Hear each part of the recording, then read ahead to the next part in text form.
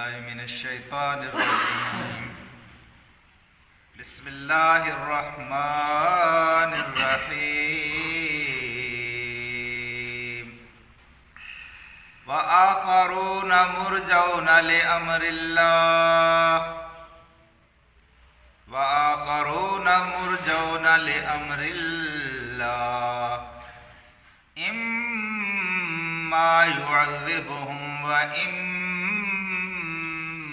يتوب عليهم والله عليم حكيم والله عليم حكيم صدق الله العلی العظیم۔ رفقائے گرامی، کچھ کاموں میں تاخیر شیطان کو موقع دیتی ہے کہ وہ ان کاموں کو بگاڑ دے۔ کہتے یہ ہیں کہ جب نماز کا وقت ہو جائے تو نماز پر وقت ادا کرنی چاہیے، اس میں تاخیر نہیں کرنی۔ عشر کی ادائیگی کے وقت حکم یہ ہے کہ یوم حصاد ہی جب تم فصل اٹھاؤ تو اسی دن ہی عشر ادا کر دو۔ اگر اسی دن عشر ادا نہیں کرو گے تو پھر سب کو تجربہ ہے کہ بعد میں کیا ہوتا ہے۔ اسی طرح بچے جب جوان ہو جائیں تو ان کی شادی فوراً کر دینی چاہیے۔ آپ نے قرض ادا کرنا ہے، قرض کی ادائیگی کی توفیق آپ کو میسر آ گئی ہے تو اس میں تاخیر نہیں کرنی چاہیے۔ اسی طرح جب آپ سے کوئی گناہ ہو جاتا ہے، کوئی غلطی ہو جاتی ہے تو اس گناہ سے توبہ کرنے میں بھی تاخیر نہیں کریں۔ تقدیم اور تاخیر میں بڑا وقت ہو جاتا ہے۔ اگر وقت پر آپ توبہ نہیں کرتے، اس میں تاخیر کرتے ہیں، بڑا فرق پڑ جاتا ہے۔ آج جن صحابہ کا ہم حال سن رہے ہیں یہ تقدیم اور تاخیر کا مسئلہ ہے کہ اللہ تبارک و تعالیٰ نے فرمایا کہ وآخرون، اور کچھ دوسرے ہیں مرجون لامر اللہ، جو جن کا معاملہ ملتوی کر دیا گیا ہے اللہ تعالیٰ کے حکم کے آنے تک۔ جی اما یعذبہم، چاہے تو اللہ تبارک و تعالیٰ ان کو عذاب دے، واما یتوب علیہم، چاہے تو اللہ تبارک و تعالیٰ ان پر رحم فرمائے۔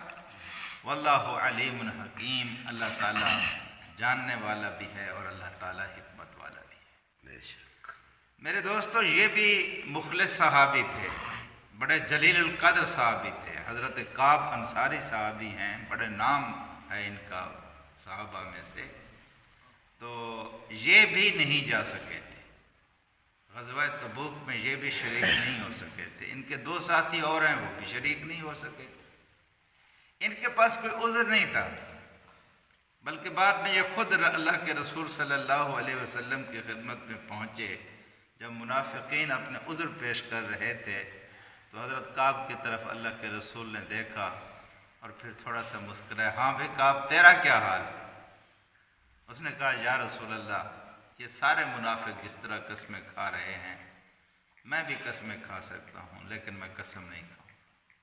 اللہ گواہ ہے کہ ان دنوں میں جتنا میں صحت مند تھا اس سے پہلے کبھی اتنا صحت مند نہیں تھا۔